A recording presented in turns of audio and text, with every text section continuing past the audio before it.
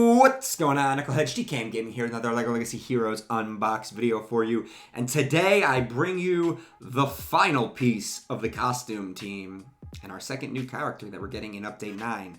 Super Wrestler. And boy, does he live up to the name. I absolutely, as I said in my last video, I am so hyped for the costumed faction.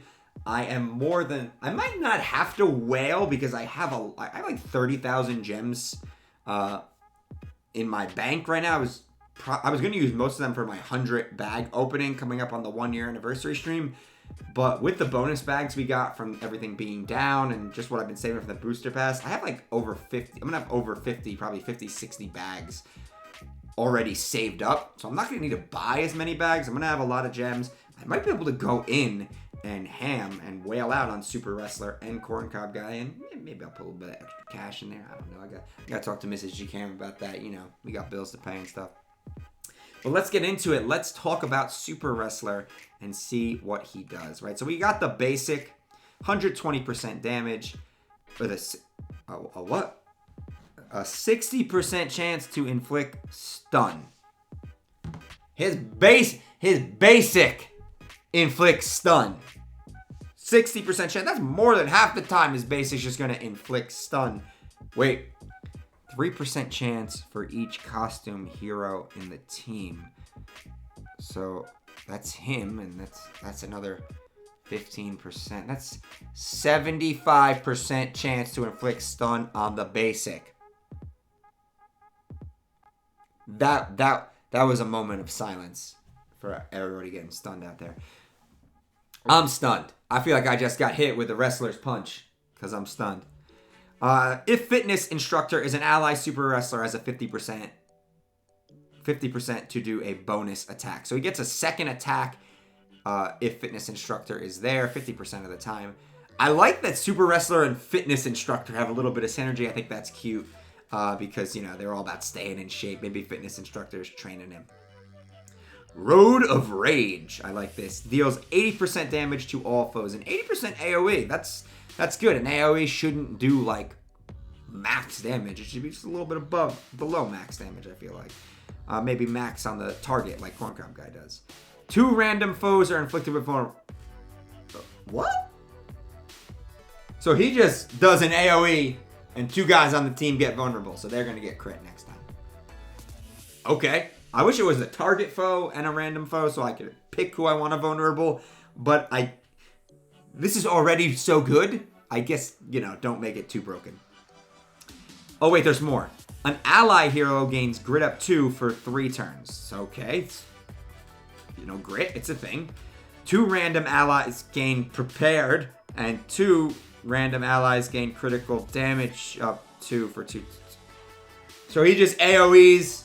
And he puts 2 vulnerables out, and he throws 2 prepareds on your side. That's a sick buff. That's what that is. That's a buff. That's a buff. That's sick. Now, a thing that I notice is 2 random allies also gain critical damage of not necessarily the same as the ones who are gaining prepared, but right. So say you don't get prepared, but you gain the crit damage up. You can still apply that crit damage when you hit one of the people with vulnerable. This team slaps. Ninjago who? That's what I want to know. Ninjago who? Ninjago is done being the blitz you in the face team. It is all about the costume meta, baby. He out here. Let's see what his taunt does though. Right, gains taunt for 2 turns. All right, that's a good, solid taunt. You know, we really do that, right? You needed a tank. Gains payback and defense up 2 for 2 turns. Okay. I could actually see on a collectible team, though, Super Wrestler and, like, Dem Dummy tossing taunts back and forth. But definitely being the solo tank. He could definitely solo tank it for a costume team because the damage is there. They're going to just melt other attackers. And he gains defense up too. So whatever his defense is, we're going to see his defense is pretty high, by the way. Right? He's getting 30% more than that. 2 random foes are inflicted with fear. Okay, so now in a very Pokemon-esque way, right? He is not only defensive because he has high defense, he's defensive because he's lowering opposing attack stats with fear. I like that a lot. Again, you could fear a tank and a healer, so it's random. There's a little bit of RNG base. It's not too broken. And if Fitness Instructor is on the team, he also gains max health up 2 for 2 turns. And as you're going to see, this guy does have quite a vast health pool. I like the taunt. I like this unit so far. And he also has a pretty sick passive. So at the start of battle, Super Wrestler's health and decrease is increased by 5% for each costume hero on the team. Collectible heroes have their grit increased by 25%. So costumes are also collectible. So everybody just gets that minor Clay-esque 25% grit, right? So Costume is going to, he's giving out grit up also on his AoE. Costume is going to be really hard to debuff, right? They're going to have a lot of grit. They're going to get some resist. They're going to be pretty good at dealing with that spooky debuffing team. So that I do like. That grit is more useful than you think when you think about, okay, Magisto's Tower's getting nerfed. We all said it like, okay, I guess Trader Transport's the new meta. I don't think so anymore. I think this can handle Trader Transport. You're still going to see Trader Transport a lot. It's still a pretty viable, pretty good team. I don't know exactly how they're going to match up. I haven't seen it play out yet, but I do think this has a chance to do it. He's also getting 25% more health. But wait, if you play him with the Lego house, there's another 15%. So he's getting 40% more health. Right, let's take a look over here at his health stat. Right, we got our handy dandy calculator out. His health stat is at gear 7, mind you, at gear 7, level 65. Not even gear 8. They didn't even give me gear 8. I asked them for max stats. They gave me gear 7. I don't know why they didn't give me gear 8, but that's its own thing. Times 40%. He gains an additional 9,500 attack, right? HP, right? His HP is over 30,000. God bless, right? But maybe squishy. Oh, no, wait. His defense is like almost 2,000. His defense is almost 2,000. That's really high defense. Is that higher than Scarlet? I'm going to check out on that. I'll check up on that. And he actually hits. 2,700 attack is not light. He's not tapping people. He's not hitting like Valiant or Scarlet. But there's more. When a costume hero, and this part is a little confusing, so I'm going to try to break it down. When a costume hero falls below 50% health, Super Wrestler will increase his damage by 10%. Max damage increase is 100%. So does that mean he's going to increase his attack stat or his damage? Meaning, if I do 1,000 damage, am I going to get an extra 100 damage? Is it 10% of that damage dealt? That's what I'm taking it as. And he'll have a 65% chance to counter, which is also confusing. Is he going to counter when the costume hero dies? Or does he now just have this passive counter where he will counter 65% of... I'm taking it as he now has a passive counter that he counters 65% of the time. But it doesn't say for how much damage either. So I'm assuming it's 100% damage.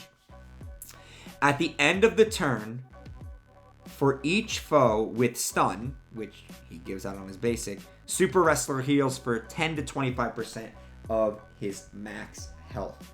That's sick. Right, so he's getting that Lego, well, he's not really getting any healing from the Lego house. Because it doesn't look like any of these abilities are going to be build abilities.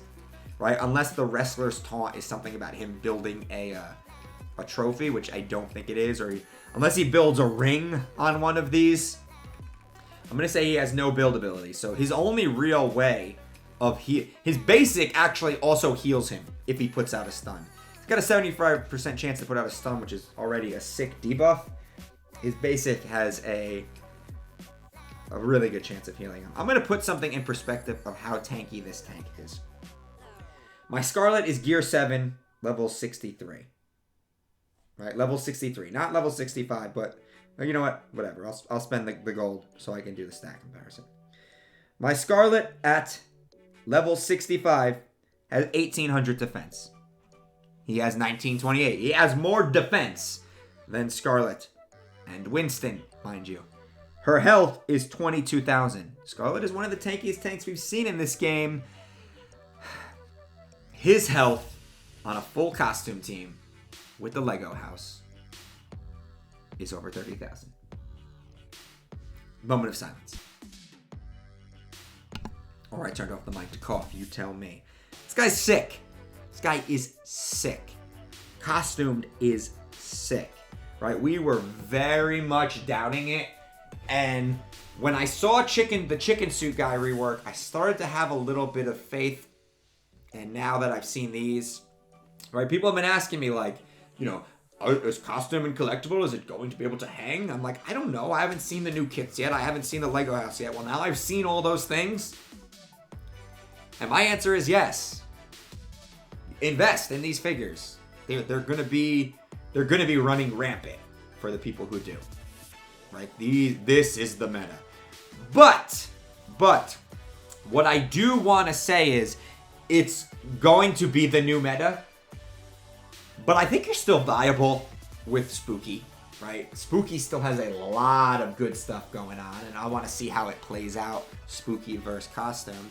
But remember, Spooky has a lot more healing than Costume. This team does not have a ton of healing. It's got some healing built in there, but it's now classic, none of that direct healing, right? It's a lot of that situational healing that you can kind of make happen with, at least for him, with his basic. I mean, Corn Guy had a little bit of heal with his the build ability and stuff. So there's a little bit of healing built in there. You got to be a little more strategic about how you're using it. Space, I think